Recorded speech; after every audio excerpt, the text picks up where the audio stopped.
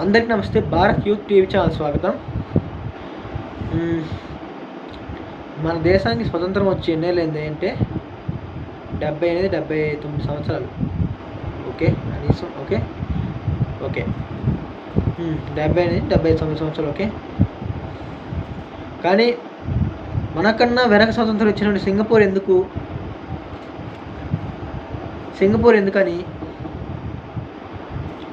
అభివృద్ధి చెందింది, మన దేశం ఎందుకని ఇంకా అభివృద్ధి చెందుతూనే ఉంది, పేదరికం ఇంకా ఎందుకు ఉంది, ఎన్నో పథకాలు ఇస్తున్నా కూడా దేశం ఎందుకని ఇంకా అట్టడుగు స్థానానికి వెళ్ళిపోతుంది, ఎందుకు అవినీతి ఎక్కువ జరుగుతుంది ఏంటి దానిపైన మీ అందరికీ క్లారిటీగా చెప్పాలంటే మాత్రం ఒకటి ప్రత్యేకంగా ఒక దేశం గురించి చెప్తాను. జింబాబ్వే అనే ఒక వ్యక్తి. సో దీనిపైన మనం ఒక వీడియో చేసి ఎవరంటే తన పేరు ఆటగాడు అని ఒక పేరు. ఓకే, అతని పేరు నాకు తెలియదు. సో అతను కొన్ని విషయాలు చెప్పాడు. అతను చెప్పిన దాన్ని బట్టి నేను చెప్పదలుచుకుంటున్నాను. ఇద్దరు నాయకులు ఉన్నారు అక్కడ, ప్రెసిడెన్సీ రూల్ అనుకుంటారు అక్కడ. సో వాళ్ళు ఏంటంటే ఒక నాయకుడు ఏం చెప్పారంటే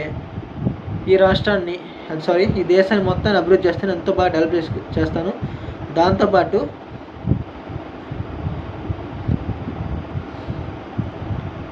ఇంకా మీ దేశ ఇండస్ట్రీస్ తీసుకొస్తాను, మీకు ఉద్యోగ అవసరం కల్పిస్తా అని చెప్పేసి ఒక నాయకుడు అంటాడు. ఇంకో అపోజిషన్ నాయకుడు ఏమని చెప్తాడు,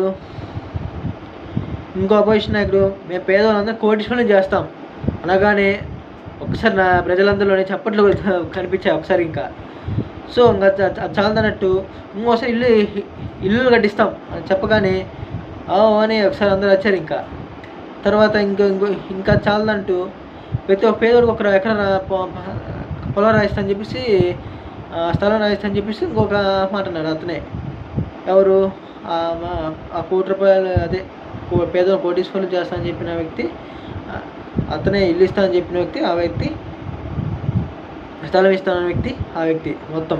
సో ప్రజలందరూ ఇంకా ఈ డెవలప్మెంట్, ఈ ఉద్యోగాలు ఇవన్నీ చూడకుండా ఏం చేశారంటే ఆ పర్సన్ని గెలిపించారు. సో గెలిపించి అంత బాగానే ఉంది, అంతా అయిపోతుంది. సో వీళ్ళందరూ పోయి ఏం చేశారంటే అక్కడ ప్రజలందరూ ఏమయ్యా మేము గెలిపించాం కదా, కోటీశ్వరులు చేస్తానన్నావు, ఏవి మాకు కోటీశ్వరులు మాకు అనేసరికి సో అప్పుడు ఒక ప్రింటింగ్ మిషన్ తెచ్చుకున్నాడు. అప్పుడు పోయి ప్రింటింగ్ మిషన్ ఎందుకు బాగా నూనె బాగా చక్కగా బాగా చేసి అంతా బాగా తెచ్చుకొని సో ఒక్కొక్క నోట్ని ₹5,000 తయారు చేయించాడు. సో నోట్ ఖరీదు ఎంత తెలుసా? ఒక్కో నోటు కనీసం ₹1,00,000 నోటు. అలాంటి నోట్లు తయారు చేశాడు మొత్తం. 50,000 నోటు, ₹10,000 నోటు, ఇలా తయారు చేసి అందరికీ సో మీరు ₹100 నోటు ఉంటే ₹10,000 నోటు ఇవ్వండి, ఇంకో మీరు ఈ నోటు ఉంటే ఈ నోటు ఇవ్వండి, ఈ నోటు ఉంటే ఈ నోటు ఇవ్వండి చెప్పేసి ఒక్కొక్క దానికి ఒక్కొక్క పెట్టాడు. సో ఆ నోట్స్ అన్నింటినీ మీరు బ్యాంక్ ఇచ్చేసి ఇవి నోట్స్ పట్టుకెళ్ళని చెప్పేసి ఇచ్చేసారు. ఇంకా సో అలా వేయటం వల్ల ఏమైందంటే సో వాళ్ళందరూ కోటీశ్వరులు అయిపోయారు కదా. సో ఇంకంతా బాగానే ఉంది. వాళ్ళు ఏం చేస్తారంటే ఇంకొక ₹10,000 నోట్ చూపించేసి ఆ నోట్ని చూపించేసి వీళ్ళు 2 నోట్లతో కొనుక్కుంటున్న వాళ్ళందరూ ఒక కాఫీ ఉంది ఎగ్జాంపుల్గా, ఆ కాఫీ ₹10,000, ఒక్కొక్క కాఫీ వచ్చి ₹10,000 అంట. సో ఆ ₹10,000 నోట్ ఇచ్చేసి కాఫీ తాగుతున్నారు. ఇదేంటంటే మేము అందరం కోటీశ్వరులు అయిపోయాం కదా, నువ్వు ₹10,000 నువ్వు కోటీశ్వరు నేను కోటీశ్వరుని అని చెప్పేసి వాళ్ళు ఇట్లా అంటారు. దాంతోపాటు ఏంటంటే నువ్వు తక్కువ ఇస్తే మేము సోమరిపోతులు అయిపోతుందని చెప్పేసి వాళ్ళు ఇలా పనులు చేయడం మానేస్తారు. ఇంకా సడన్గా ఏమైపోతుందంటే ఇలాగా కాఫీ రేటు ₹1,00,00,000 పెరిగింది. అలాగా అప్పుడు అయ్యా నాయక గురువుగారు మీరేంటి ఇట్లా చేస్తున్నారు, కొంచెం మాకు కూడా చేయంటే మళ్ళీ సడన్గా ₹1,00,00,000 నోటు తయారు చేశారు. మళ్ళీ ₹1,00,00,000 నోటు తయారు చేసి జనానికి ఇచ్చారు. ఇంకా సరే కదా, ₹1,00,00,000 నోటు తీసుకిస్తే తర్వాత కాఫీ కడిగిన తర్వాత ఎంత పెరిగిపోయిందంటే ₹3,00,00,000 పలికింది. ఇదేం రాయబార బాబు అని చెప్పేసి తల పట్టుకుని కొంతకాలం. ఇంకా తర్వాత ఇంకా అమెరికా వాళ్ళు రంగంలో దిగేసి అమెరికా వాళ్ళు మీరు మాకు ఈ నోట్లు ఇచ్చేసి మేము ఆ డాలర్స్ వాడుకోని చెప్పేసి వాళ్ళు ఇచ్చేసారు. ఇంకా అలా ఇవ్వడం వల్ల ఏమైందంటే వాళ్ళు డాలర్స్ వాడుకోవడం సరిపోయింది. ఇంకా సో ఎప్పుడైనా ఒకటి గుర్తుపెట్టుకొని పథకాల ద్వారా ప్రజలు ఏమీ లబ్ధి పొంది ఏమైనా జనాలు చేస్తారని చెప్పేసి అనుకోకూడదు. సో ఏదైనా సరే ఉద్యోగాలు ఇప్పించాలి.